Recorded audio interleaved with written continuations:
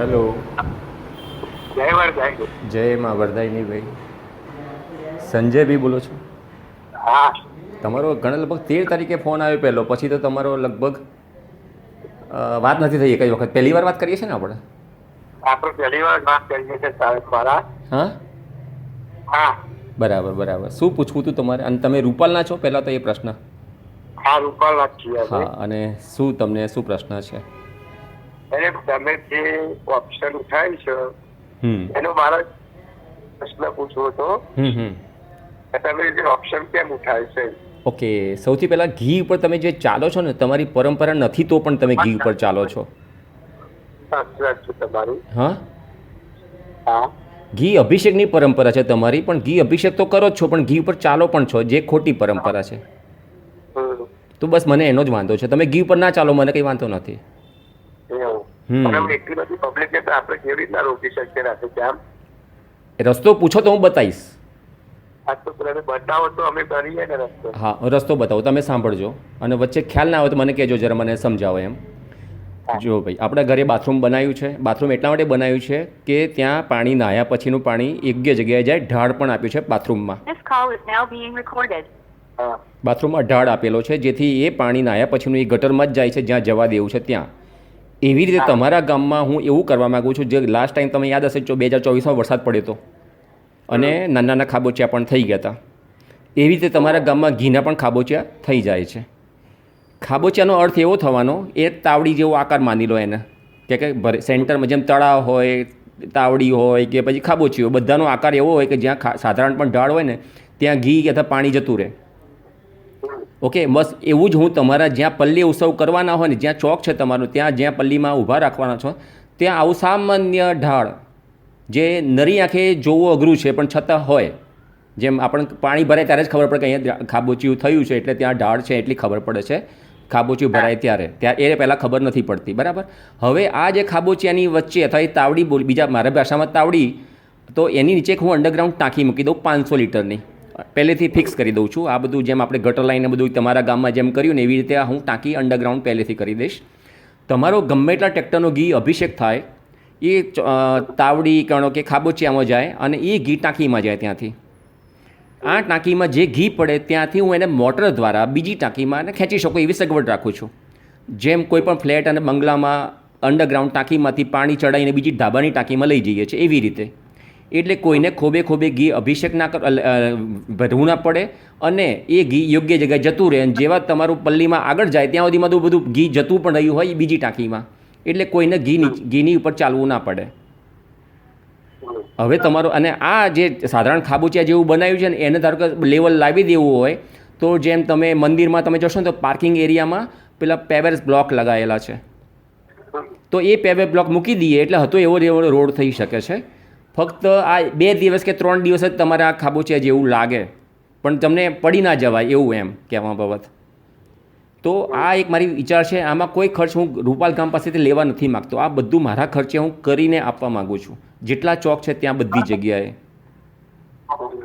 બરાબર છે? હવે તમારો કંઈ હોય પ્રશ્ન તો મને પૂછો. શું બોલ્યા મને ખબર નથી પડી. એટલે આમાં કેવું છે કે પરંપરા ચાલે છે ને વર્ષોથી, બંધ કેવી રીતે થાય તો આખા ગામને પણ ખબર નથી.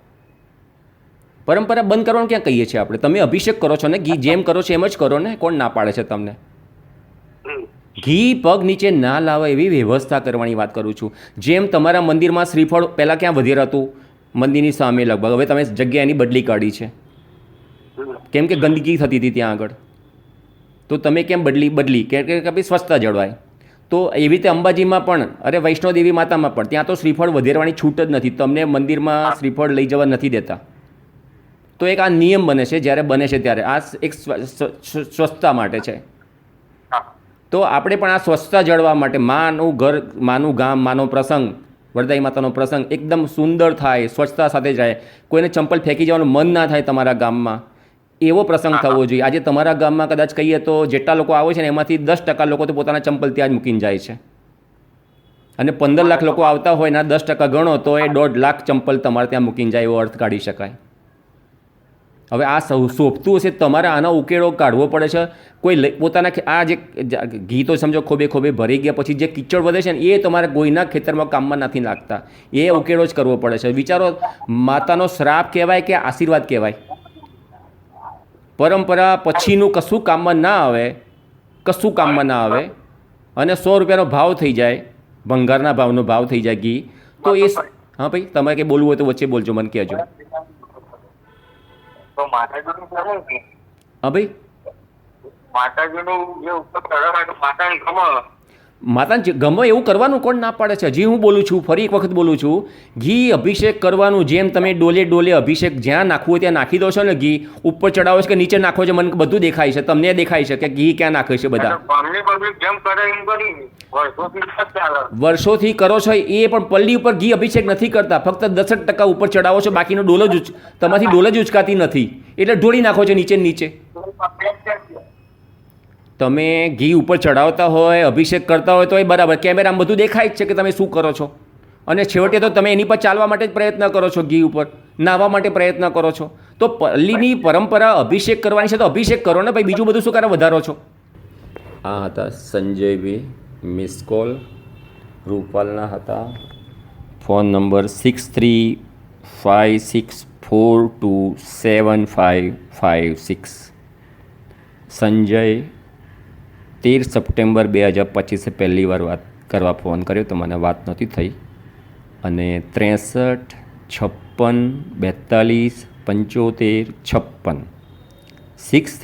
56 42 75 6356427556.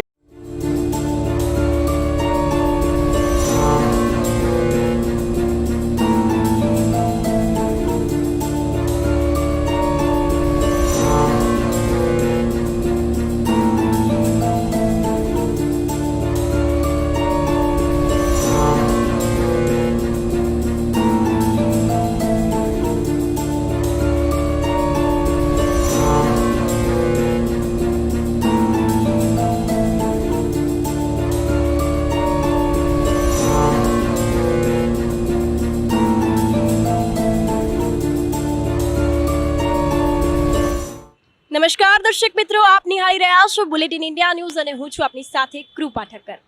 તો ઘણા ટાઈમથી મેં આ રસ્તા પર જોયું છે કે એક વ્યક્તિ જે છે તે લોકોને કંઈક સંદેશ આપી રહ્યા છે, તે મને જોવા મળ્યું છે. તેથી હું તે જાણવા માટે બુલેટિન ઇન્ડિયા ન્યૂઝ ટીમ સાથે પહોંચી ચૂકી છું. તો તે વ્યક્તિ જે છે તે એક પરંપરાનો જે સંદેશ જે છે તે લોકોને આપવા માંગી રહ્યા છે. તો રૂપાલ ગામ છે જ્યાં 5000 વર્ષ જૂની પરંપરા ચાલતી આવી છે. વરદાયની માતાજીને ઘી અભિષેક પરંપરા જે છે તે ચાલી આવી છે. તો તે અંતર્ગત તે વ્યક્તિ જે છે તે લોકોને કંઈક સંદેશ આપવા માંગી રહ્યા છે, તે આપણે જાણીશું.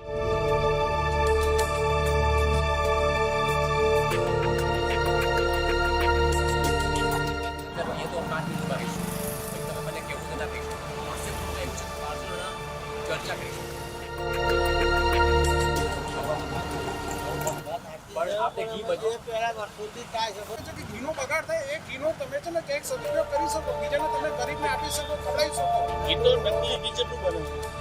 હા, એનો કરે ને એ બંધ કરાવો ને.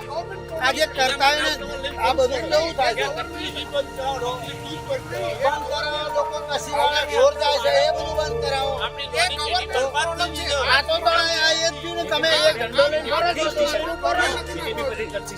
એમને શું કહ્યું કે તમારી માનતા પૂરી કરશે માતાજી, પણ એક ચમચી ચડાવશો તો બાકીની પહોંચ પડાવો, તો પણ લોકો પહોંચ પડાવવા નથી માંગતા. આજે તમારો જે મત છે ને, તમે જે કહો છો, તમે અંદરથી જે મત તમે બહાર લાવશો ને, 4 જણા સાંભળશે અને એમાંથી 1 જણ શીખશે.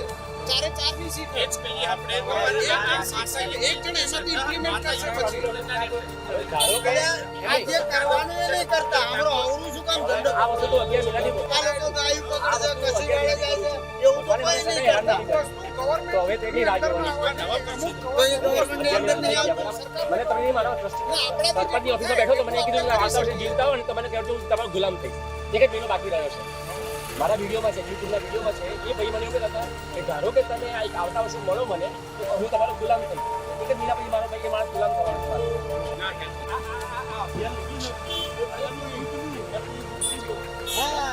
નકલી ઘીનું લો, તમે કામ કરો. નકલી પાણીનું લો, નકલી દૂધ પીવી બાળકોની પકડ હા, એનું એ કામ કરો. તમે કરો. તમે આવડું ઊંધું શું કામ પકડો છો? એક આ કામ તમે માતાજી કરો, આ શું કામ આ બીજા માતાજી ના લેવું જોઈએ. આ કામ મને કરવા દો. કોઈ support નહીં કરવાનો.